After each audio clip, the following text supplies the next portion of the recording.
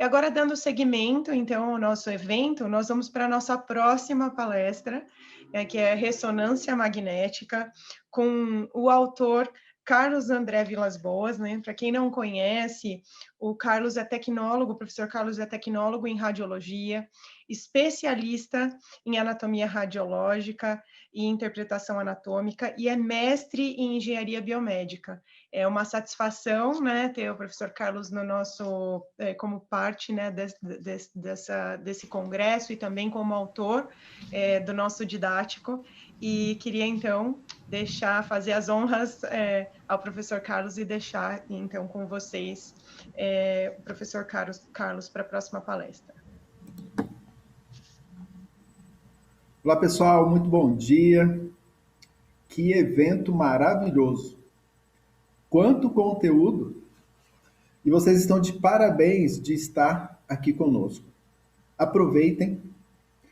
E algo que eu desejo falar é o seguinte: que Deus tenha misericórdia dos concorrentes de vocês, porque vocês estão aproveitando bastante esse conteúdo.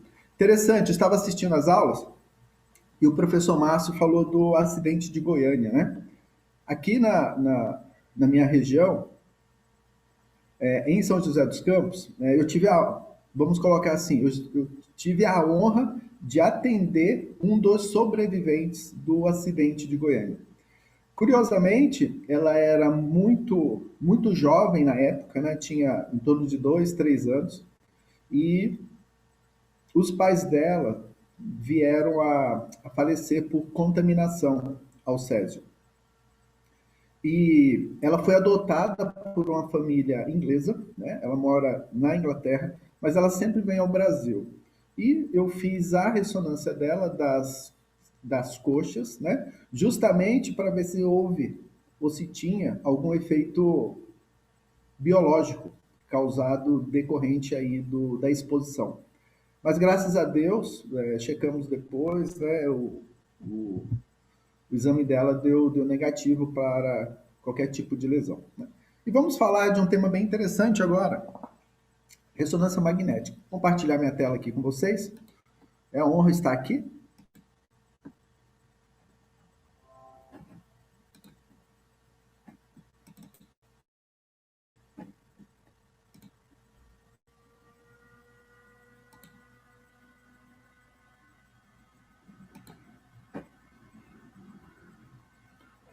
Então, eu estarei falando aí de ressonância magnética. E olha só, esse aqui é o terceiro congresso já, hein, do Ensino Radiólogos. Muito bacana.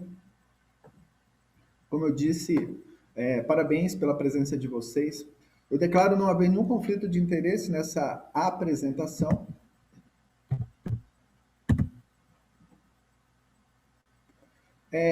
Quando nós criamos o capítulo de ressonância magnética, na verdade tivemos a honra, né, de participar da criação do capítulo de ressonância magnética. Eu, Carlos André Vilas-Boas, o professor André Luiz Rodrigues de Souza, que já estará conosco, e a Aline Gonçalves Silva, nós nos empenhamos bastante para trazer algo bem diferenciado para vocês.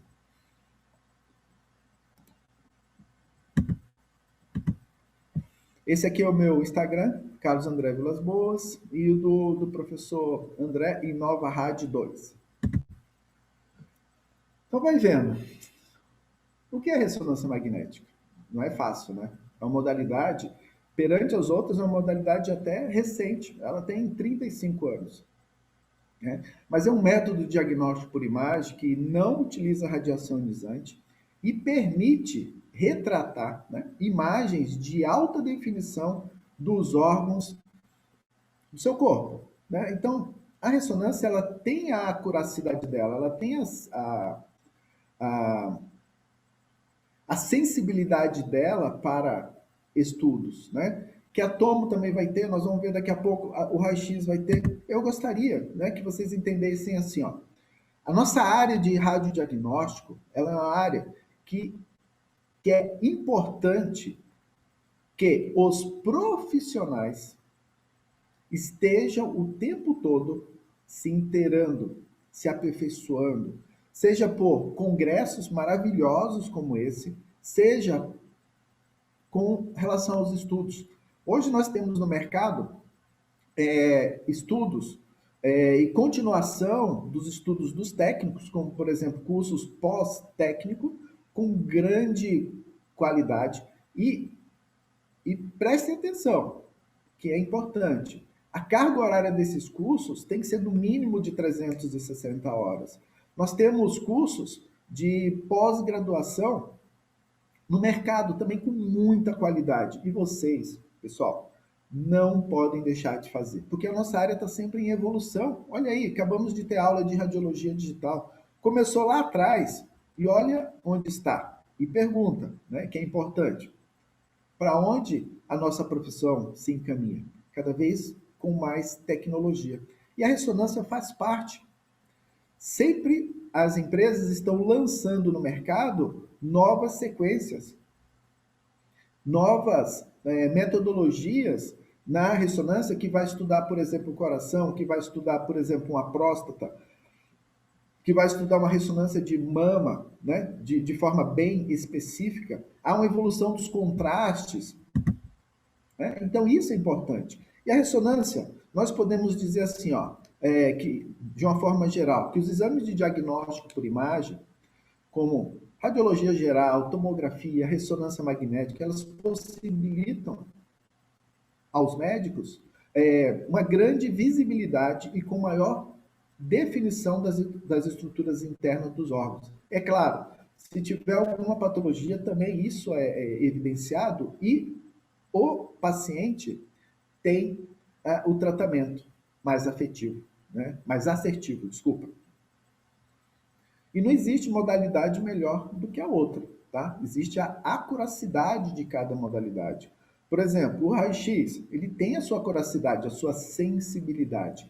A tomo tem a sua sensibilidade. A mamografia tem a sua sensibilidade. E a ressonância também tem a sua sensibilidade. O ultrassom tem a sua sensibilidade. O que eu quero dizer com isso? As modalidades se complementam, né? E isso é um grande diferencial hoje para os diagnósticos. Vamos ver então? Importante isso aqui, ó. Quais são os tipos de aparelhos de ressonância magnética? Né? Nós temos aí no mercado aparelhos de ressonância. Nós temos aparelho de ressonância aberto, né? Ou de estruturas abertas, né? São equipamentos de baixo campo, porém com imagens muito boas, né? Temos aparelhos de estrutura fechada, né? De alto campo magnético, de 1,5 Tesla, 3 Tesla, 4 Tesla, 7 Tesla. Então, isso também demonstra a evolução dos equipamentos. Temos equipamentos de ressonância ortopédicos, né? Onde o paciente tem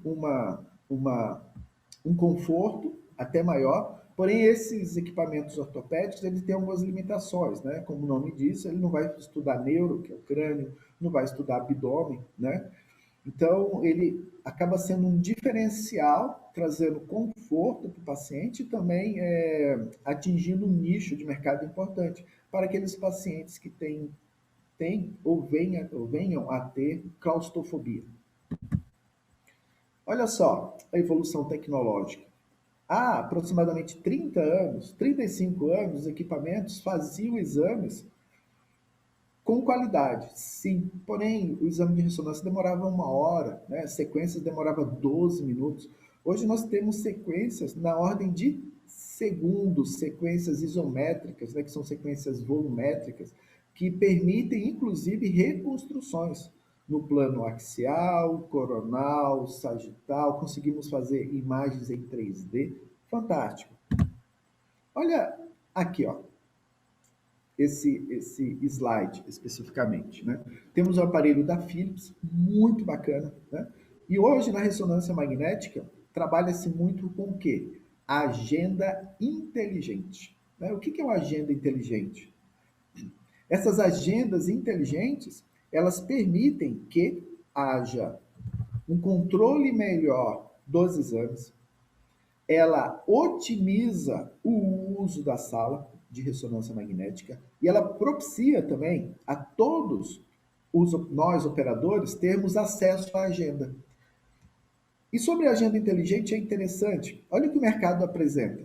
Uma mesa de ressonância magnética e o Troller. O que é o Troller? Nós vamos ver. É assim, ó. Enquanto um paciente está realizando o exame, na sala do lado, todo o staff, né, por exemplo, a equipe de enfermagem, já está posicionando o próximo paciente. Nós, profissionais, fazemos o quê? Avisamos quanto tempo vai demorar para terminar o exame que está na sala. E aí a equipe de enfermagem vem, desacopla a mesa de exame, retirando aquele paciente que está fazendo o exame e já entra com outro paciente posicionado, né? Já com o uso da bobina específica, né, daquele exame, e isso traz um conforto maior, né, e um dinamismo na agenda, né? E é claro, lucro, né? Muito lucro para a empresa.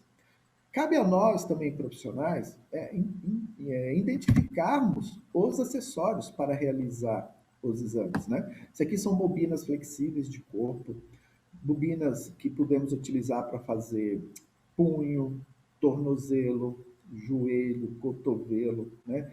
Abdômen, tórax, húmero, né? Músculo esquelético, né? Que são todas as articulações. Nós temos que saber e saber usar com muita destreza. Temos que tomar cuidados, né, para que as bobinas estejam acopladas adequadamente para ter um bom sinal e entregarmos para o médico radiologista e para a empresa exames de qualidade. Na ressonância magnética, né, até pelo dinamismo das agendas, né, o ideal é que nós tenhamos muito equilíbrio, muita inteligência emocional, trabalhar sempre de forma organizada, né? Organizada, porque essas bobinas, pessoal, elas custam muito, da ordem aí de US$ 18.000, US$ 20.000, né? Dependendo da especificidade do equipamento, quantos canais aquela bobina tem, né? Então temos que tomar muito cuidado. E esta evolução profissional, ela é importante para todos nós. Sabermos que a ressonância magnética trabalha com pulsos de radiofrequência. Lembre-se, não tem radiação ionizante, moçada. Né? Então, isso é um diferencial também. E cabe o profissional estar fazendo cursos, cabe ao profissional estar se atualizando, porque a nossa profissão está crescendo demais. E a tecnologia e os pacotes técnicos embargados estão grandes. E isso, quando nós estamos estudando, indo para um congresso, fazendo os cursos de pós-técnico, pós-graduação, isso nos traz algo muito importante, em uma única palavra: empregabilidade. Isso é bom. Saber que a ressonância faz cortes, né? E a ressonância tem a característica que o profissional, o operador, ele tem que trabalhar sempre nos 3 planos, né? Então, a programação do exame, nós vamos ver aqui, ela sempre é nos 3 planos, né? Ah, você lembra a primeira aula de anatomia nossa? Plano axial, coronal e sagital? Pois é, isso é importante. Cabe também o profissional identificar o que é uma sequência, né? Na ponderação T1, o que é uma sequência na ponderação T2, o que é uma sequência em densidade de prótons, né? Então, imagens em TU, o líquido está hipointenso, porém a imagem T2, o líquido está hiperintenso, ou seja, branco. E nós temos que ter esse conhecimento, né? Não só de programação, mas também reconhecer as imagens. Olha aqui a programação, como eu falei. Então, nós temos aqui uma imagem no plano coronal, no plano sagital, no plano axial. Onde que começa o exame? Onde que termina o exame? Poxa, esse aqui é exame do quê? Eu explico para vocês. Isso aqui é uma programação de uma ressonância de mastoide. Né? que é uma das ressonâncias mais realizadas hoje nos centros de imagens, né? Então, cabe a nós profissionais termos a expertise de sabermos programar, identificarmos, né, se vai utilizar contraste ou se não vai utilizar contraste, né? Então, olha a resposta de tudo isso. Vou mostrar aqui imagens de neuro, né? Uma ressonância no plano sagital da coluna cervical, porém com este trauma aqui, ó, pinçamento extremamente importante aqui do canal medular. Pois é, e essa imagem foi adquirida com equipamento de baixo campo, né? E olha a resposta, olha a qualidade da imagem, né? Mais neuro, ressonância de coluna lombar, né? Nos planos sagitais, no plano axial, né? E cabe a nós profissionais observarmos essa área de lesão aqui, né? E seguindo o POP, né, que é o plano operacional padrão de todas as instituições, e injetarmos ou não injetarmos o contraste, mas tudo isso com autorização não só do serviço, mas também do médico radiologista de plantão. Olha a parte de neuro, que coisa fantástica, né? E cabe a nós, né, sabermos adquirir. Poxa, que plano que está essa imagem aqui? Isso aí, axial, né? Imagem na ponderação T1, ponderação T2, então lá tem gradiente T1, gradiente T2, então assim, é fantástico, é muito apaixonante a nossa área, né? É muito apaixonante, mas não devemos ficar com os braços cruzados, né? Parte de músculo esquelético, por exemplo, né? Essa aqui é uma ressonância de tornozelo, né? E é engraçado, porque na ressonância, o pé, né, ele está dividido em 3 compartimentos: antepé, mediopé e retropé. Isso é importante. Por quê? Porque, assim, não se faz ressonância de pé inteiro, né? Porque aí são 3 laudos. Então, na ressonância, nós direcionamos a programação para a queixa do paciente. Então, isso também é um diferencial. Outro fator, a imagem ponderada em T1, a imagem ponderada em DP, né? E aí, em músculo esquelético, se aplica muito o fator, né, que é uma outra aquisição, chamado FAT7, uma saturação de gordura. Ela é fantástica para músculo esquelético. Consegue visualizar, por exemplo, aqui, ó, edemas ósseos, né? Líquidos. Né? Por quê? Satura a gordura e o que não é gordura acaba brilhando, há uma intensidade de sinal. E nós, profissionais, temos que usar esses fatores adequadamente. Por quê? Porque é fundamental para o diagnóstico. Né? Então, isso também faz parte da nossa expertise profissional. Olha só, uma ressonância de tórax, né? Ressonância de tórax não é muito comum, mas ela aparece. E aí, nós fazemos esse exame com trigger, né? São imagens trigadas. O que é isso? Nós colocamos um dispositivo no paciente, né? Uma fita, e toda vez que o paciente respira, o aparelho reconhece, né, e faz as sequências adequadamente conforme a apneia do paciente, né? Isso serve para tórax, serve para abdômen, para coração. Então, isso também é importante para a qualidade da imagem, né? Aqui, mais músculo esquelético, ressonância de punho. E olha, particularmente eu sou fã das ressonâncias de punho, de cotovelo, de tornozelo, porque mostra muito bem a parte de tendões, a parte de ligamentos, né? A parte de ligamentos é muito bacana. Ressonância também faz muito estudo vascular, mas muito, muito. Vou dar um exemplo, né? O paciente, às vezes, ele tem alergia ao contraste da tomografia, certo? O que é feito? Né? Ele é direcionado para a ressonância magnética, porque os princípios dos contrastes são totalmente diferentes. E o contraste da ressonância ele é extremamente seguro, né? Extremamente seguro. A possibilidade de reação alérgica é muito pequena, né? Pela composição do contraste e também até pelo volume do contraste que é injetado. Para que vocês tenham uma ideia, um paciente com 70 quilos, tem uma fórmula para isso, tá? Tem uma fórmula para isso. Em geral, o paciente vai fazer uma ressonância de punho, né? Como é que é feito o cálculo? Você pega o peso do paciente e multiplica por 0,2. Né? Então, paciente com 70 quilos vai usar em torno aí de 14 ml de contraste. Mas nas anjos, né, nas ressonâncias de anjo, de coração, a gente tem um outro fator, injeta-se um pouco mais de contraste. Aí o cálculo passa a ser para 0,4, alguns serviços 0,3. Então, um paciente aí com 70 quilos, se o POP, né, se o plano operacional padrão da instituição for 0,3, vai estar injetando aí em torno de 21 ml de contraste. Então, assim, é muito bacana. E a qualidade das imagens do jeito que vocês estão vendo aqui. Radiologia é um barato, né? Radiologia é fantástico. Ó, conseguimos fazer anjo ressonâncias renais também, torácicas, de crânio. E temos estudos muito mais modernos aí, né? Como, por exemplo, RM de próstata, né?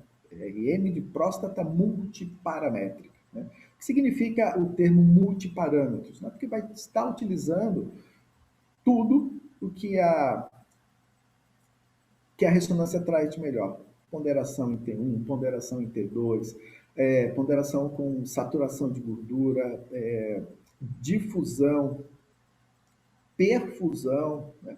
E aí depois nós ainda temos que ter a expertise de fazer esses mapas, né? Esses mapas para identificar se tem lesões, né, na próstata do paciente. Por exemplo, temos um gráfico aqui, ó, que é da artéria do paciente, e depois nós marcamos a próstata. Para que vocês tenham ideia, de uma forma muito objetiva, procura-se imagens azuis e verdes. Desculpa, azuis e verdes, exato. As imagens dentro da próstata, amarelas, laranja e principalmente a vermelha, significa que tem uma lesão na próstata. As vermelhas, né, elas se comparam à região vascular, ou seja, são áreas vascularizadas, né, que podem aí remeter a cânceres de próstata. Mas é claro que isso é de competência médica, tem que ver o PSA do paciente, então tem uma série de situações. Mas cabe a nós fazermos exames com qualidade. Lembre-se, empregabilidade. Temos aí as ressonâncias de coração também, que está na vanguarda da modalidade, né? Principalmente para identificar isquemia, né? E identificar infartos. E nós estamos nessa pandemia, né? Desde o ano passado, e vocês não têm ideia a quantidade de pacientes que têm Covid, né? E após o Covid, eles desenvolvem, após ou até durante o Covid, né? Eles desenvolvem pericardite, miocardite, né? E aumentou muito, pessoal. Moçada, aumentou demais as ressonâncias de corações por conta do Covid. Aumentou demais as tomografias de tórax, de crânio, tudo por conta do Covid. E ressonância cardíaca, né, é algo que está na vanguarda, aí, como eu disse, que está na vanguarda, conseguimos identificar toda a parte de anatomia, muito bem. O que se está procurando hoje, quando tem infarto, é a região aqui, ó, do músculo miocárdio. Né? Conseguimos visualizar, essa aqui é uma imagem em 4 câmeras, essa aqui é uma imagem em 2 câmeras. Como eu falo, a anatomia ela é a base, ela é o berço da radiologia. Só que ela também precisa ser muito bem assessorada pelo conhecimento técnico e profissional de toda a equipe. Né? Imagina um médico chegar para você e falar assim, olha, Carlos André, faz uma sequência aí desse coração de 3 câmeras.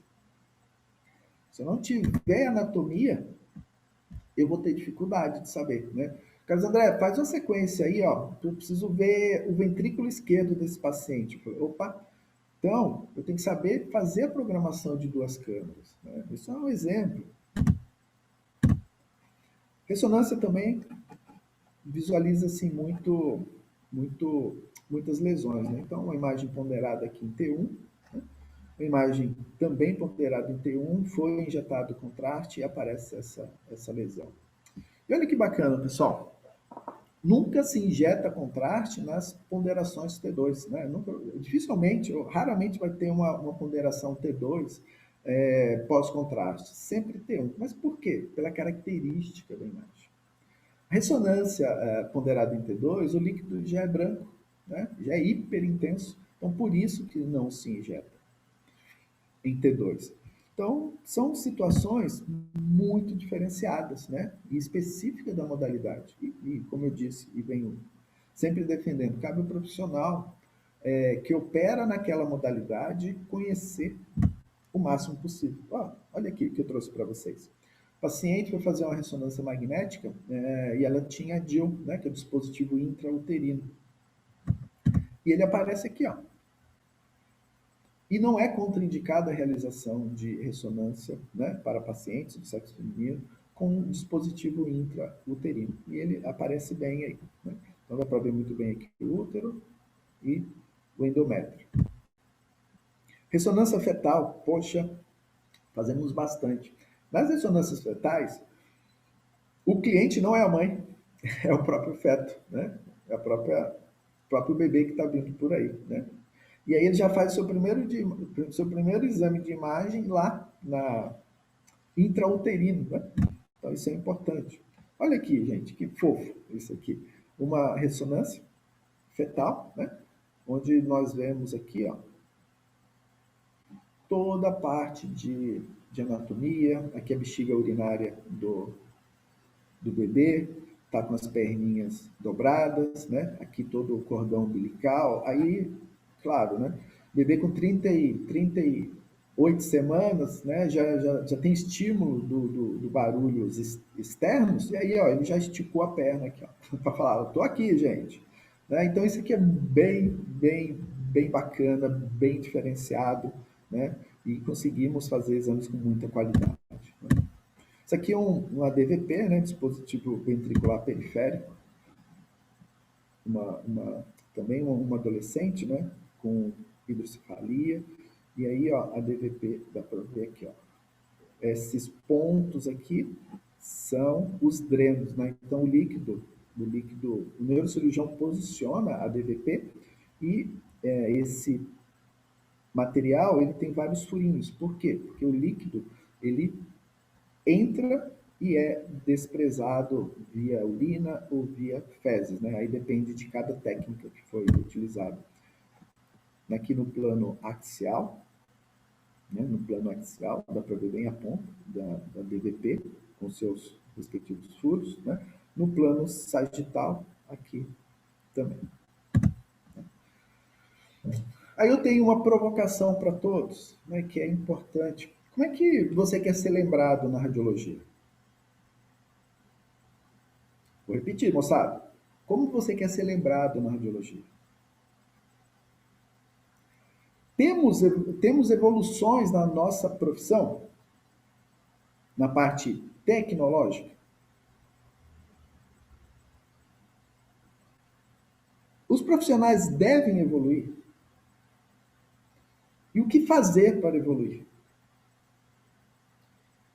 Por isso que eu abri esse nosso bate-papo, essa nossa conversa, assim, que Deus tenha misericórdia dos concorrentes de vocês que não estão nesse congresso, que não motivaram vocês a estarem nesse congresso. E eu, particularmente, ó, bato palma para todos que estão aqui na nossa audiência. Pessoal, muito obrigado aí, viu?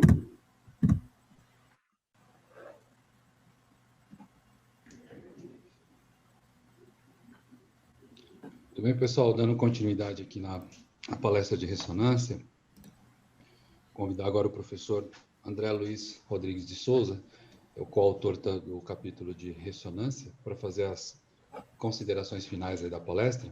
André, fique à vontade. Olá, bom dia a todos.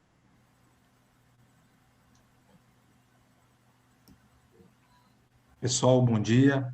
Muito obrigado pelo convite. Parabéns a todos vocês que estão presentes nesse evento. Como o professor Carlos André mencionou, é importante a gente sempre estar buscando evoluir, crescer, né, e buscar sempre estar estudando e se atualizando com essas novas tecnologias, né? E ele trouxe bastantes curiosidades aí que nos desperta a cada vez mais tentar entender mais sobre a ressonância magnética. A gente sabe que é algo bem complexo, né? É um tema muito difícil.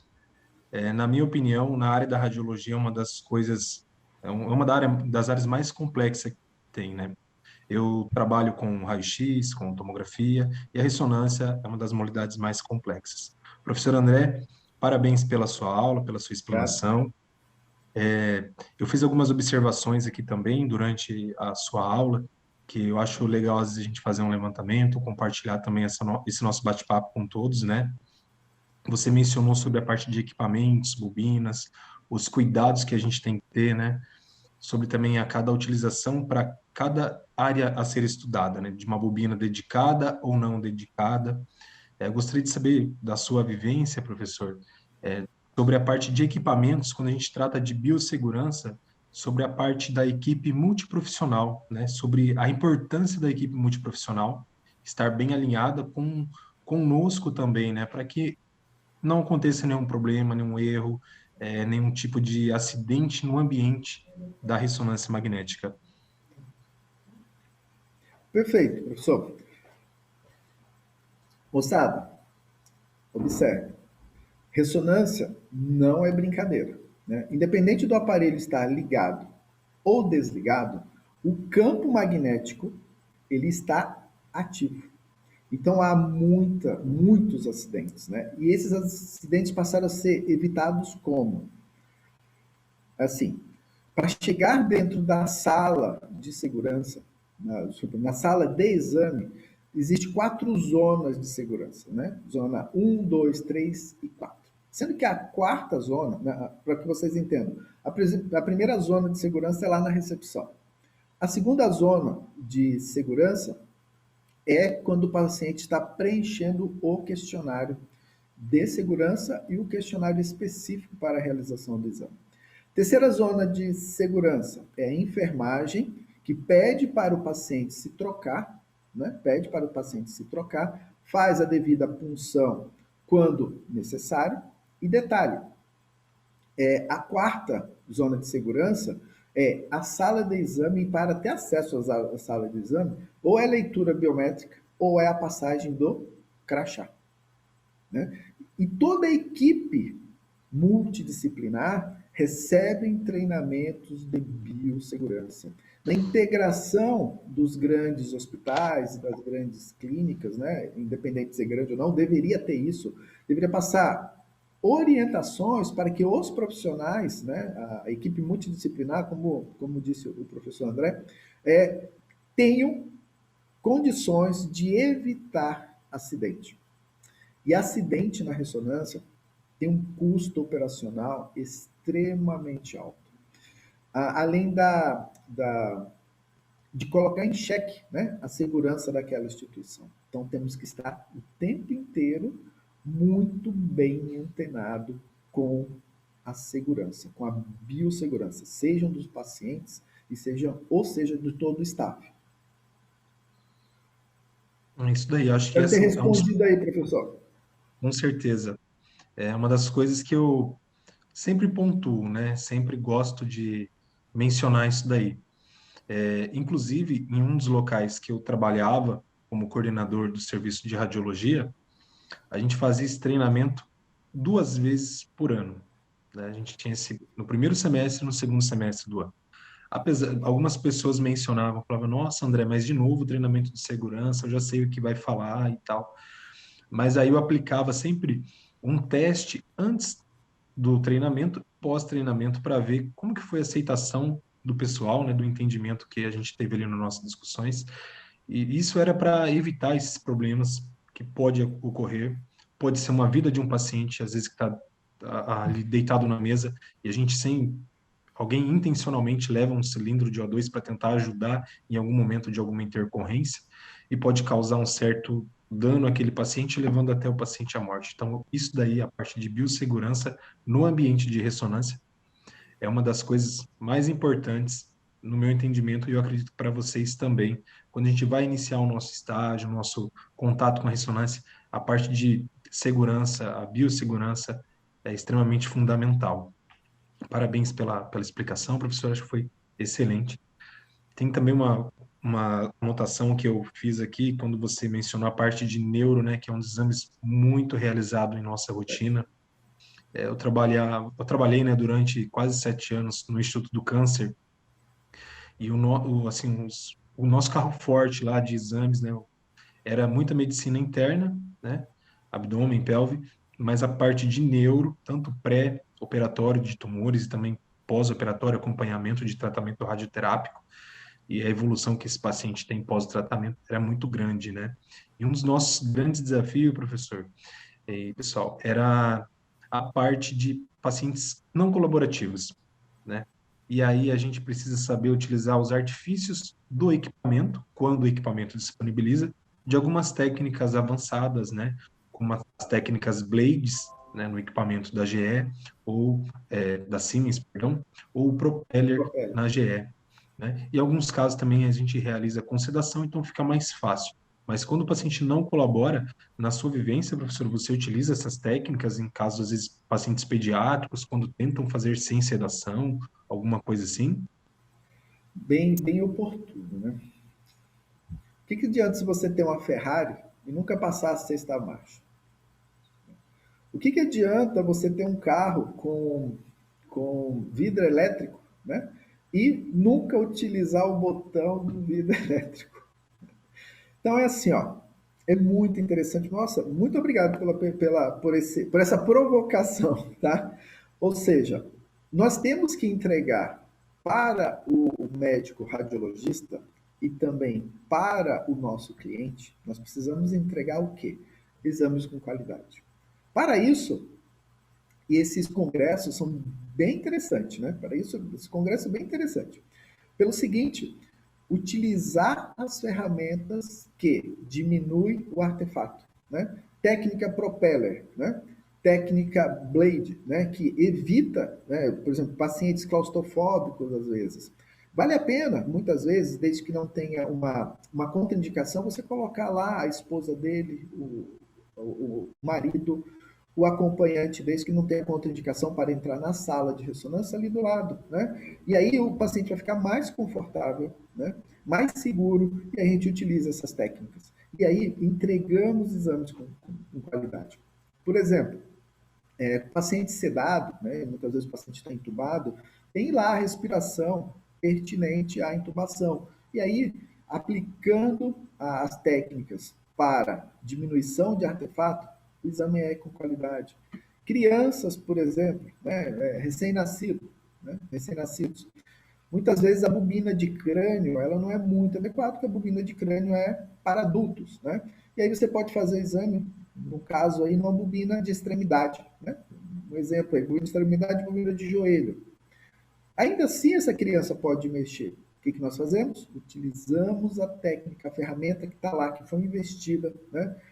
Para adquirir o exame com qualidade. Em crianças, de repente, técnicas volumétricas, né? Porque você faz uma única aquisição, né, volumétrica, e você consegue reconstruir nos outros planos, né? Faz uma aquisição axial, volumétrica, conseguimos reconstruir essa aquisição no plano coronal e no plano sagital, diminuindo o tempo de exame e diminuindo o tempo de sedação, diminuindo a fobia daquele paciente, né? E pacientes que têm fobias, muitas vezes, eles remarcam o exame com assistência anestésica, né? Ou seja, detalhe, né, tem todo um preparo para isso, né, professor André? É pedido para trocar o pedido médico para com sedação, e aí ele tem que fazer uma entrevista com o anestesiologista e marcar a sedação no dia adequado. Isso É todo o protocolo que deve ser seguido. Isso daí. Obrigado pela complementação. É isso mesmo, é excelente. Teve até uma pergunta aqui do Guilherme, que ele comentou, né, sobre os pacientes com fobia. Eles realmente eles recusam fazer o exame e precisam remarcar para ser realizado com sedação, né? E também uma pergunta anterior, professor, da Giciane, sobre esse treinamento que a gente falou anteriormente da biossegurança. Depende muito do local, né? Se é anual ou semestral, né? Então, mas como você tinha mencionado, é importante ter todo ano essa reciclagem para a gente ir sempre se atualizando, né? Sim. E um outro detalhe de um exame que eu particularmente gosto muito, que é a parte de músculo esquelético, como você comentou também, né? E a gente tem aquelas dificuldades muitas vezes com posicionamento, né, professor? Muitas vezes a gente sabe que tem a bobina de joelho para realizar o exame de joelho, mas em alguns casos você pega um paciente que ele tem uma lesão, tem um tumor, ou tem alguma dificuldade de ficar posicionado para aquela bobina ser utilizada, né? Pode ser um joelho, um punho, e a gente precisa usar algum artifício, e aí entra a expertise, né, professor Carlos? Utilizar qual bobina eu vou utilizar, né? Na sua experiência aí, como que você lida com essas situações muitas vezes? Você tem um paciente que não consegue fazer com aquela bobina dedicada, você precisa mudar de bobina. A gente sabe que às vezes alterando de uma bobina dedicada para uma não dedicada, isso pode muitas vezes a gente tem uma pequena perda de sinal. Então aí a gente tem que saber balancear. Aí entra a parte de parâmetros físicos que você mencionou, né? Entender um pouquinho da parte física e sempre estar atualizado para a gente, no momento desse daí, conseguir adquirir uma imagem com boa qualidade, apesar de uma bobina às vezes mais inferior do que a bobina dedicada, né? E sem falar a parte de supressão ou saturação do sinal da gordura, que dependendo da bobina e da região que a gente está estudando, às vezes a gente tem umas dificuldades e a gente pode, às vezes, utilizar outras técnicas avançadas, né? Como técnicas Dixon, é, a técnica STIR. Então, a gente tem que saber essa jogada, né? Não é só colocar ali e rodar o exame, né, professor? Sim, perfeito. Bem interessante. Vamos lá. Imagina um paciente que marcou uma ressonância. Ele fez o preparo em estado de jejum. E ao tentar realizar o exame, vamos colocar numa bobina de extremidade, né? Ou de joelho, e o joelho dele não cabe. Nós não podemos ficar na nossa zona de conforto, né? Ou seja, nós não conseguimos fechar o joelho dele, encaixar o joelho dele na bobina de joelho, tá? A nossa zona de conforto não pode ser assim, olha, senhora, infelizmente eu não vou poder fazer seu exame, né, porque não coube aqui no nosso equipamento. Poxa, olha a frustração geral. Eu, como profissional, ficaria frustrado. O que nós vamos fazer? Vamos pegar a bobina de corpo flexível, né, e vamos posicionar o paciente com a bobina de corpo, ou bobina flexível. Conseguimos, com a nossa expertise, mudar os parâmetros, né? Observe, eu não disse mexer, porque quem mexe não conhece, tá? É alterar, mudar os parâmetros para realizar aquele exame com qualidade em uma outra bobina. Isso é uma realização profissional fantástica. O paciente se sente muito bem. Olha, eu fui fazer exame, eu não coube naquele equipamento, né, naquela bobina dedicada, e o profissional foi lá e, abre aspas, tá, deu um jeito de fazer meu exame, fecha aspas, e o laudo saiu sem maiores problemas. Ou seja, o radiologista ficou extremamente feliz também com o nosso resultado, independente de ser bobina dedicada ou não. Com certeza. Eu passei por uma situação recente, porém era no exame de mama, ressonância das mamas, onde ela, em um outro serviço, mencionou que não conseguiu realizar o exame por conta que ela não dava, o tamanho dela era uma paciente muito grande, não dava para passar no equipamento, né? E aí a gente deu um jeitinho, tirou algumas espuminhas que tem na bobina da GE, né, que dá um certo aumento às vezes, né? Sim. Alguns milímetros ali que você consegue tirar, dá uma ajustadinha, você consegue atender o paciente bem, né? E o paciente sai feliz também. E a gente sabe que todo exame de ressonância, o paciente, ele, claro, às vezes pode estar indo para fazer alguma parte de estética de colocar uma prótese, né, no caso das mamas, ou algum outro acompanhamento. Mas geralmente é para diagnosticar alguma lesão, alguma alteração que esse paciente pode ter. Então, quando a gente consegue realizar esse exame, dependendo ali da dificuldade que esse paciente apresenta, tanto nós ficamos satisfeitos com o nosso trabalho, a missão de dever cumprido, né? E também o radiologista também vê que, poxa, apesar de não ter nenhuma condição de realizar com aquela bobina, ele conseguiu dar um jeito com outra e o exame saiu e ficou perfeito. E o resultado final foi positivo, né? Então isso é algo muito importante. Professor, uma outra observação que eu fiz aqui que você mencionou é da parte de corpo, da parte de tórax, coração. Na sua vivência, você costuma utilizar mais as técnicas em apneia, que a gente sabe que muitas vezes é mais rápido, ou as técnicas trigadas? Isso vai variar. E a gente lembra também que quando a gente faz a técnica em apneia, a gente não tem aquela resolução espacial, uma resolução de contraste tão boa, né? Então, Sim. muitas vezes a gente tem que optar em saber ponderar ali naquele momento para o que a gente pode fazer, né? Uma lesão pequena que precisa de uma resolução melhor. Se eu faço em apneia, muitas vezes não dá para visualizar, né? Então tem isso daí também nas técnicas trigadas, né? É bem interessante.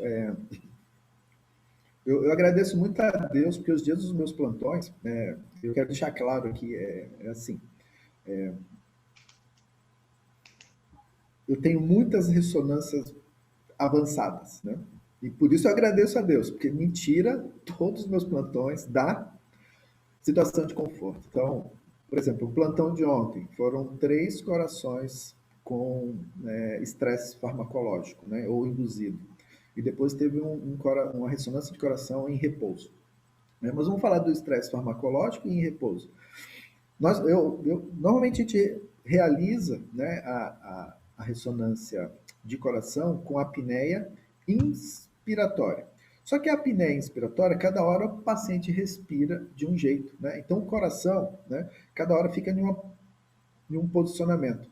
E aí vale muito de boas práticas, tá? De boas práticas. Não estou dizendo que ninguém é melhor ou pior, mas boas práticas. Então, nós temos que pensar lá na radiologia, né? Temos que ter criatividade. Então, quando nós passamos a realizar a ressonância de coração com a apneia expiratória, então assim, ó, respira, solta e prende. O coração ficou sempre na mesma posição e a qualidade do exame ficou fantástica, né? Então, mesmo o paciente com trigger respiratório, que já ameniza artefatos.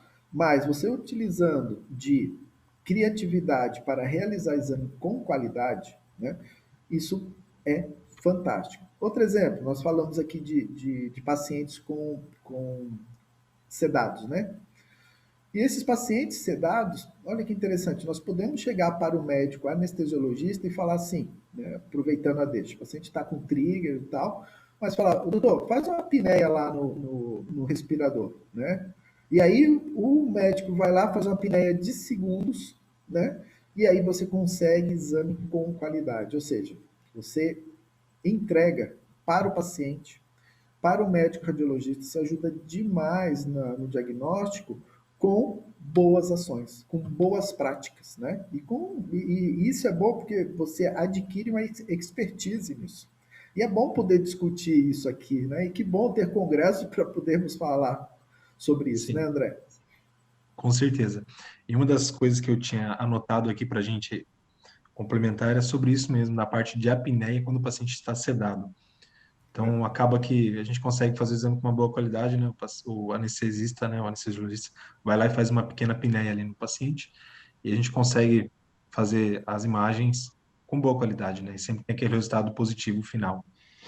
Professor, o senhor também comentou que faz bastante exame de alta complexidade. Eu não sei se na sua experiência na parte de próstata, o que vocês realizam de preparo, às vezes, se isso atrapalha no exame, aliás, se atrapalha, se ajuda.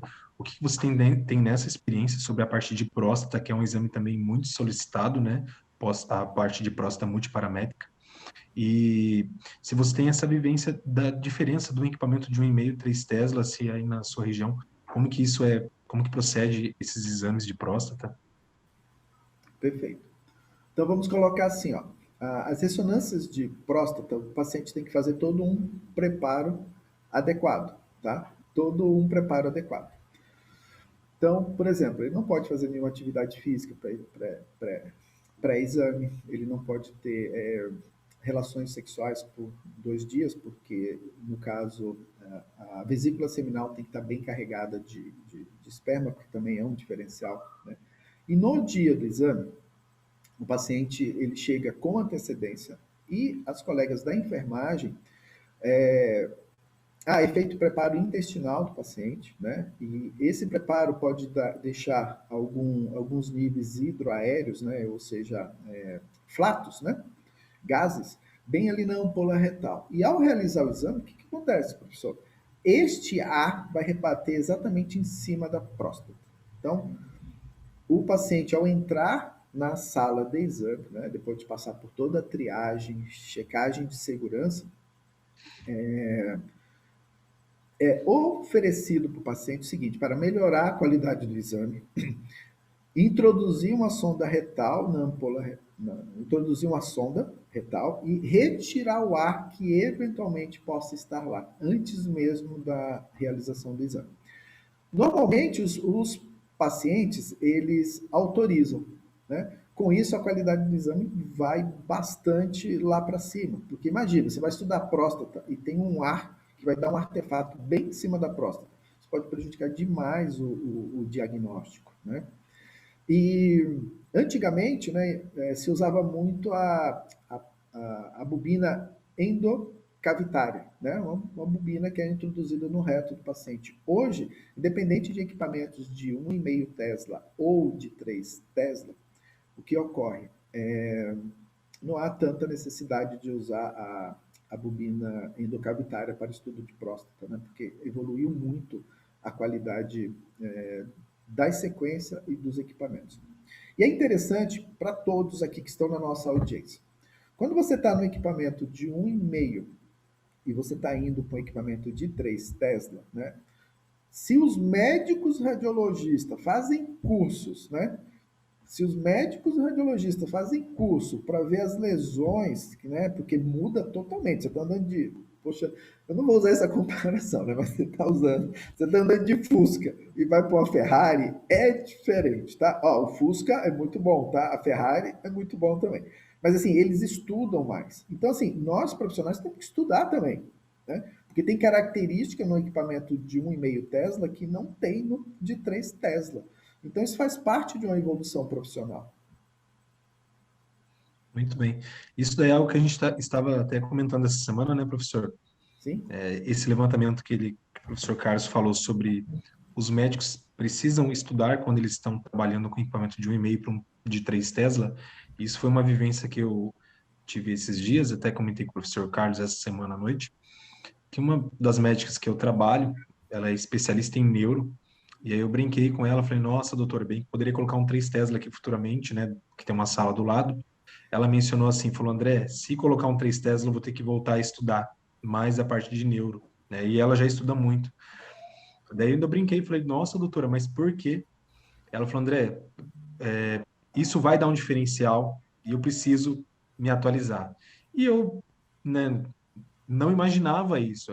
Assim, a gente sabe que tem diferenças, mas para a parte médica eu não imaginava. Ela falou, o olhar vai mudar, porque eu vou ter muito mais sinal, é um equipamento mais potente. Então, a patologia às vezes vai ter um comportamento diferente na parte de neuro e eu preciso buscar me atualizar. Então, isso é fundamental. Então, é o que o professor falou, os médicos acabam sempre se atualizando. Então, quem dirá nós, né? Então, por isso que é importante eventos como esse, encontros, para a gente estar sempre discutindo, trocando essas ideias, para que a gente consiga sempre se atualizar e compartilhar esse conhecimento, né? Agregando para o nosso dia a dia. Professor Carlos, eu também fiz uma parte aqui de uma anotação. Na sua vivência, pelo menos na minha, a médica que eu trabalho, ela não gosta, ela não faz angiorressonância venosa sem contraste. Em alguns locais, inclusive que ela trabalhou, que o pessoal realizava, quando era angiovenosa, eles faziam sem contraste, fazia aquela sequência phase contrast, né? Então, aí ela comentou, ela mostrou alguns casos de paciente que tinha alguma trombose de seio venoso e nas técnicas sem contraste, né, que é o phase contrast, e com contraste dá um diferencial. Então, muitas vezes é importante sim fazer o uso do gadolínio para adquirir essas técnicas, né, essas imagens, tanto para a parte cerebral, como mencionei, mas também tem algumas técnicas avançadas que você consegue fazer angio-renal sem contraste. Então, o que que você nos conta um pouquinho disso daí, na sua vivência, sobre essa angiovenosa, se vocês usam fazer sempre com contraste ou sem contraste? Olha, perfeito. Hoje os centros de imagens, os hospitais são muito coerentes, né, com o diagnóstico, né? Até porque respondem legalmente por isso, né? Então, aqui na nossa região, em todos os lugares que eu tenho ido, a angiorressonância venosa, né, sempre com contraste, sempre com contraste, né? Então, isso ajuda muito o diagnóstico, né?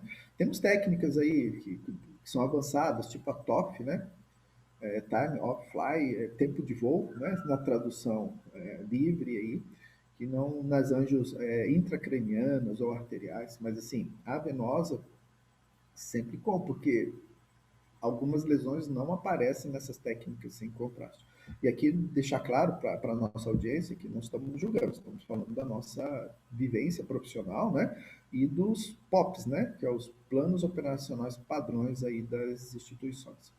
Sr. André, poxa, o pessoal aqui do evento tá pedindo aí para nós darmos essa parada. Olha, eu queria falar mais, viu? De verdade. Se deixar, a gente vai.